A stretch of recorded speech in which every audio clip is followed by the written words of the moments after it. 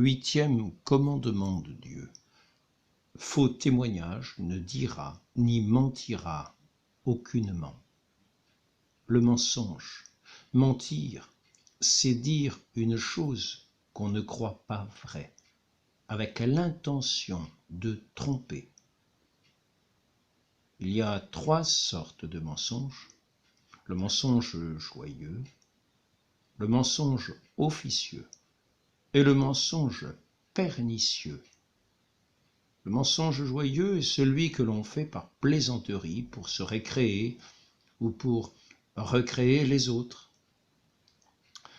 Le mensonge officieux est celui qu'on fait pour son utilité, pour celle d'autrui.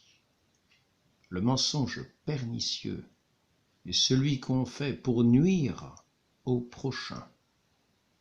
De ces trois mensonges, le plus coupable est le mensonge pernicieux, qui serait un péché mortel s'il causait au prochain un dommage considérable, soit dans ses biens, soit dans sa réputation. Il n'est jamais permis de mentir, même pour s'excuser ou pour rendre service à quelqu'un.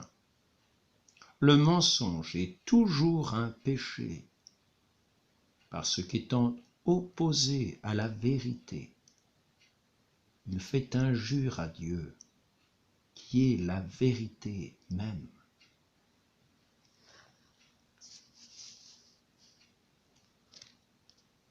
Le haut de ce tableau représente saint Pierre et une femme nommée Saphir qui tombe morte à ses pieds.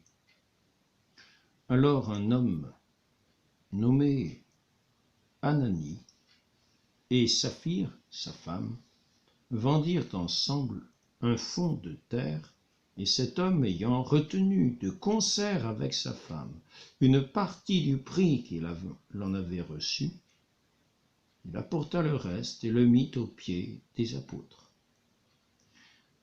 Mais Pierre lui dit: Ananie, comment Satan vous a-t-il tenté jusqu'à vous faire mentir au Saint-Esprit et détourner une partie du prix de ce fonds de terre?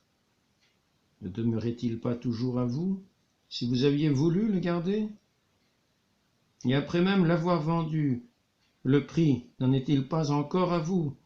Comment ce dessein a-t-il pu vous entrer dans le cœur? Ce n'est pas aux hommes que vous avez menti, mais à Dieu. Ananie, ayant entendu ces paroles,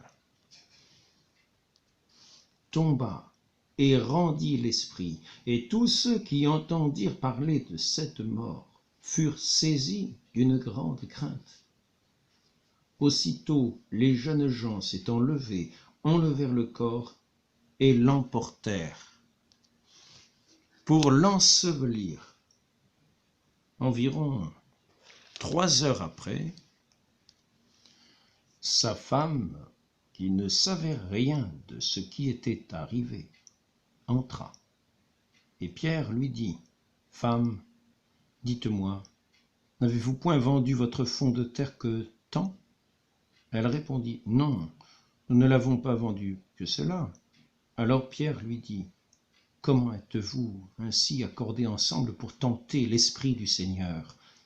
Voilà ceux qui viennent d'enterrer votre mari, qui sont à cette porte, et qui vont aussi vous porter en terre. Au même moment, elle tomba à ses pieds et rendit l'esprit.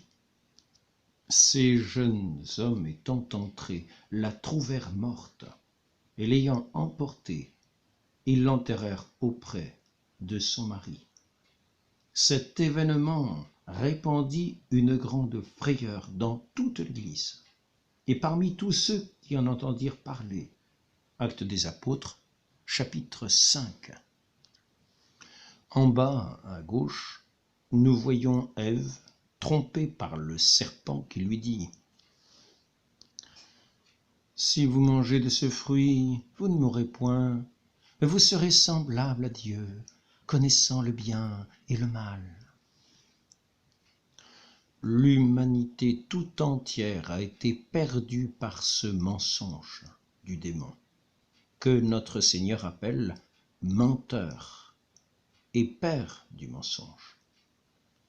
Dans le passage suivant de l'Évangile, Jésus leur dit donc: « Si Dieu était votre Père, certes vous m'aimeriez, car c'est de Dieu que je suis sorti et que je suis venu.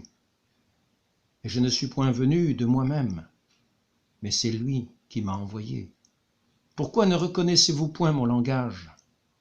Parce que vous ne pouvez écouter ma parole. Vous êtes les enfants du diable, et vous voulez accomplir les désirs de votre père.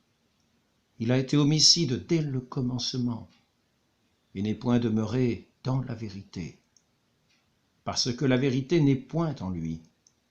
Lorsqu'il profère le mensonge, il parle de son propre fond, parce qu'il est menteur et père du mensonge.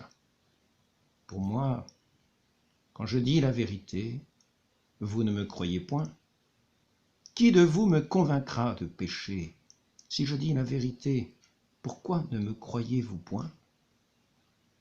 Qui est le Dieu, qui est de Dieu, écoute les paroles de Dieu.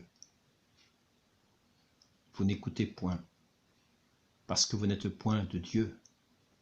Saint Jean, chapitre 8.